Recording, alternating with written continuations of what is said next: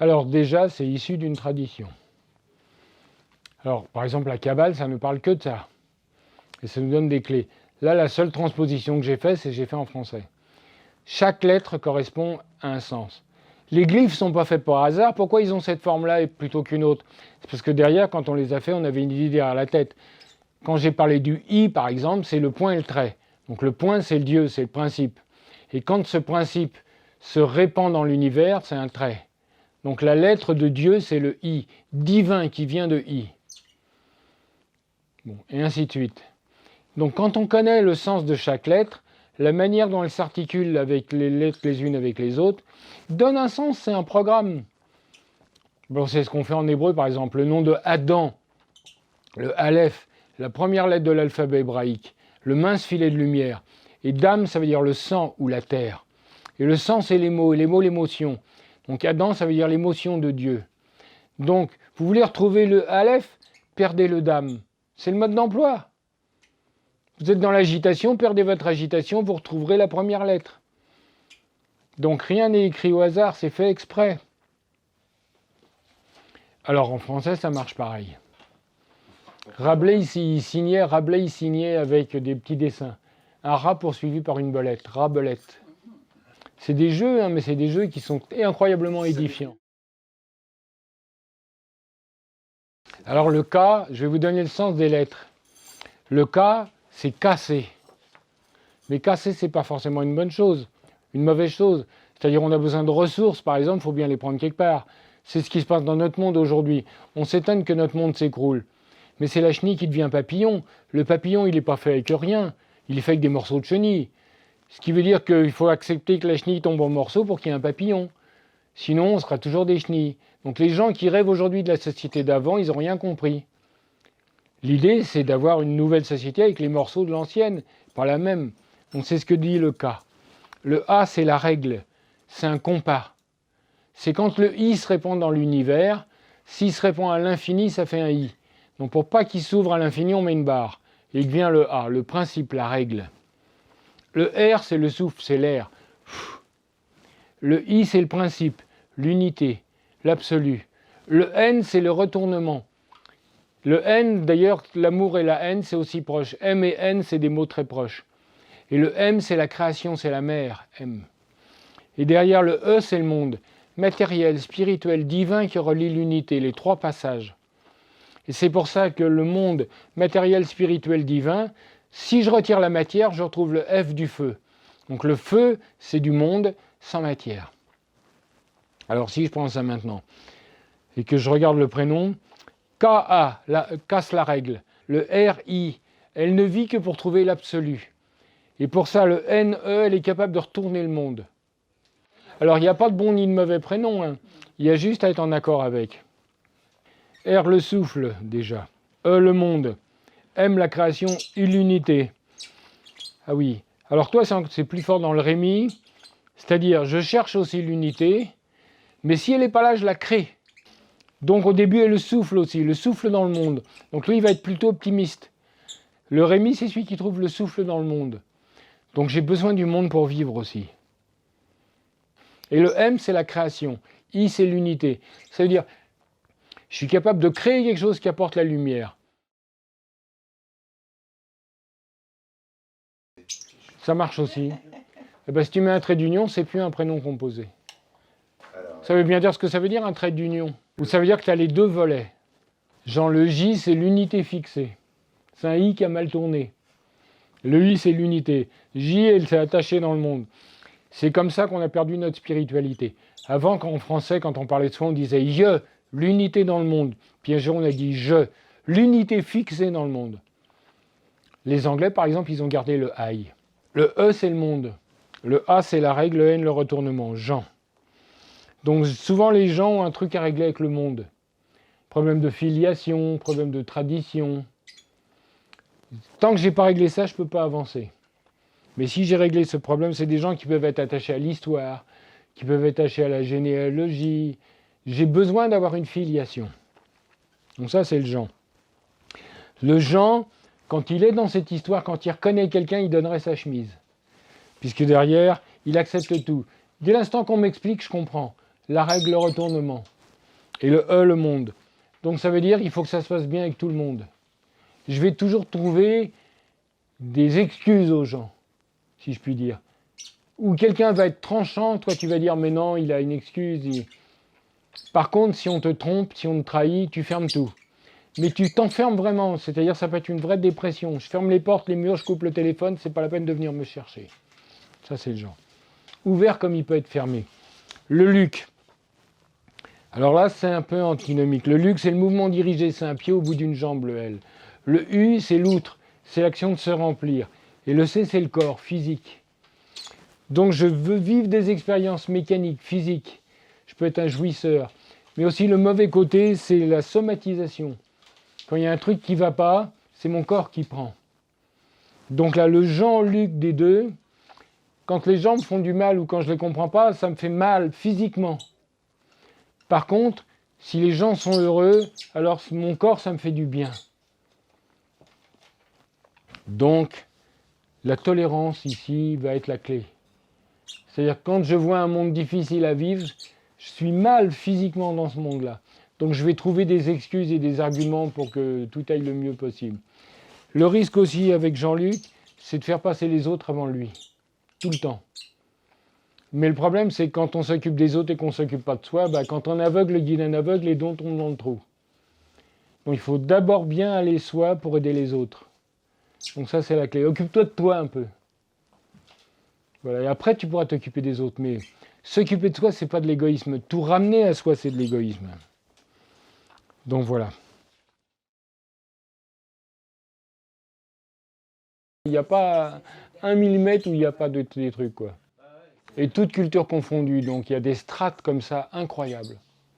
On sort d'une culture pour rentrer dans une autre. Et c'est ça qui a fait leur force, justement, c'est que c'est très œcuménique. Je veux dire, Rodolphe qui est à Habsbourg, qui a comme conseiller le rabbin Love, quoi. Juste le truc impossible. Puis tu te promènes dans les rues où il y a eu le golem, quand même. Tu sais, c'est un peu incroyable. Et tu vois la synagogue où ça s'est passé, la synagogue neuve vieille. On dit que à la fin du golem, si tu veux, quand la communauté en a plus besoin, on arrête le golem. Et donc il retombe sous forme de boue. Et on dit on va le rejeter dans le fleuve. Et la fille du rabbin dit bah non, il nous a aidés quand même. On va le mettre dans un lieu consacré. Et comme personne ne veut le mettre dans le cimetière, elle décide de le cacher dans le toit de la synagogue. Et donc elle existe toujours cette synagogue. Quand tu demandes au rabbin, c'est très de l'humour juif, tu vois. Moi je suis sur le pas de la porte et je lui dis alors l'histoire du golem. Alors il me dit mais non, c'est pour les touristes ça. Et en sortant, je sors, il me fait mais des fois on entend marcher là-haut, puis il ferme. Et toi tu te retrouves dehors avec ça. Ça tu fais et dehors tu as une échelle qui monte en haut avec une porte et un seau de Salomon dessus. Donc tu te demandes ce qu'il y a, quoi. C'est tellement entre la réalité et la magie, mais il y a un cheveu. Et tu ne sais pas ce qui est vrai, ce qui n'est pas vrai. C'est comme près du théâtre. C'est là où tu as, eu la première, la première de Don Juan. Parce qu'il n'a pas pu le faire, donc il l'a fait à Prague, il n'a pas pu la faire à Vienne. Donc il l'a fait à Prague. Et il y a quelqu'un qui a fait une statue devant du commandeur. Tu vois cette statue la nuit, je veux dire, c'est juste une cape avec rien dedans, en bronze.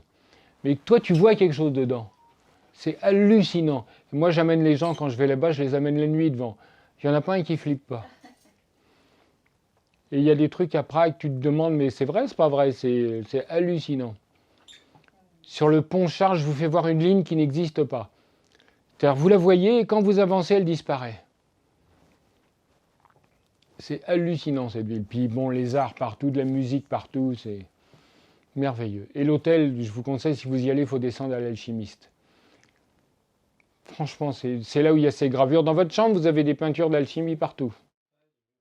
C'est une merveille. Est-ce qu'on peut dire que Prague, c'est peut-être la capitale de l'alchimie? Oui, à cette époque, ça l'a été, oui. Avec Rodolphe, oui. Évidemment, il a fait venir tous les alchimistes d'Europe. Et il n'a pas fait de différence entre les scientifiques et les alchimistes. Tu vois, il a fait venir Tycho Brahe, par exemple.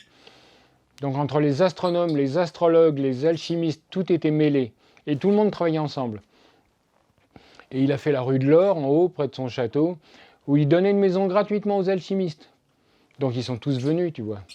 Où ils étaient persécutés, il lui disait « Venez, venez, venez !» Et il a augmenté très notablement son trésor. On a des pièces à moitié transmutées, moitié plomb et moitié or, qui sont des pierres commémoratives. Un, pour montrer que c'est vrai, et deux, pour remercier l'empereur, tu vois. Donc c'est exceptionnel.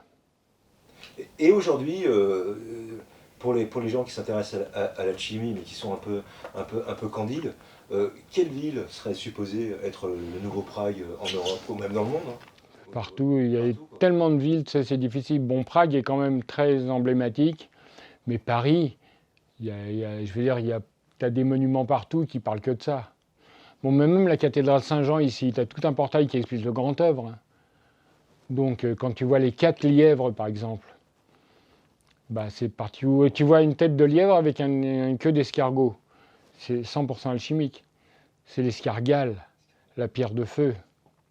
Et le lièvre, pourquoi? Parce qu'il fait des galeries. Gale, c'est la pierre. Galerie, c'est celui qui fait des trous dans la pierre. Persévérez. Percez et vous verrez. C'est ça la clé de l'escargale. Et puis après, c'est l'escargot tout chaud de la souris verte. Pourquoi l'escargot, il est tout chaud? Parce que c'est la pierre des philosophes. Et cette constante, on la retrouve sur toutes les cathédrales Oui. de France. Je ne Oui. sais pas, on prend ça d'Amiens, c'est de... Ah oui, oui, bien sûr, absolument. D'accord. Absolument. Mais oui, parce que si tu veux, les bâtisseurs qui étaient aussi en cheville avec les alchimistes, ils se sont dit, où est-ce qu'on peut mettre notre connaissance avec, on est sûr de la pérennité. Ben, c'était là. Et c'était des tableaux à 2 entrées, un tableau d'entrée pour l'église, et puis pour celui qui savait lire, ben, il y avait autre chose. Donc on était sûr de la pérennité. Et quand les ordres de bâtisseurs ont été un peu, on va dire, blagoulés après la chute des Templiers, quand on sait que les cathédrales ont arrêté d'être construites à ce moment-là, comment cette transmission s'est faite? Ben, ça a continué beaucoup dans l'architecture, pas forcément l'architecture religieuse, mais d'autres architectures. Puis à travers les histoires aussi, les contes, les comptines, les contes de fées. Je veux dire, il n'y a pas un conte qui n'a pas de clé. Tous les contes de Grimm, par exemple, il y a des clés dans chaque conte. Parce qu'en réalité, ils n'ont rien écrit, ils ont collationné des traditions populaires. La vertu qu'ils ont, c'est qu'ils les ont pris telles quelles, contrairement à Perrault. Perrault, il a édulcoré pour que ça soit lisible à la cour. Mais les frères Grimm, ils ont pris telles quelles. Et quand tu regardes les contes de fées, c'est pas du tout pour les enfants. Il y a plein de meurtres, de viols, de découpages divers et multiples. C'est pas pour les enfants. Mais Donc, par contre, c'est plein d'enseignements. donc les contes de Grimm, on peut les lire comme des opéras. Absolument, opératif, oui. Puis les comptines aussi. Qu'il y a des roussels. Qu'il y a des roussels, le sel rouge jeune. Il a 3 maisons. Pourquoi il a 3 maisons? 3 maisons, c'est intéressant. Et il y en a une qui n'a pas de charpente et les hirondelles rentrent dedans. Donc le volatile se fixe. Les comptines enfantines mettent du sel sur la queue des oiseaux. On a tous entendu ça. Mais ça veut juste rien dire. Pourquoi ils ne s'envolent pas? Parce que le sel fixe le volatile. Ben, c'est un mode d'emploi. Donc on a glissé dans des comptines des modes d'emploi. Et les 3 petits cochons de Walt Disney, Ben oui. avec le loup. Ben Walt Disney, il a glissé. Et tu remarqueras quand même que... Pourquoi Mickey a les 3 couleurs, noir, blanc, rouge? Pourquoi il a que 4 doigts? Tout ça, c'est pas des hasards. Et en plus, Walt Disney, il va donner le sens des 7 nains. Tu vois, dans les frères Grimm, ils parlent de 7 nains, mais ils ne les différencient pas. Et Walt Disney, il nous donne des informations supplémentaires.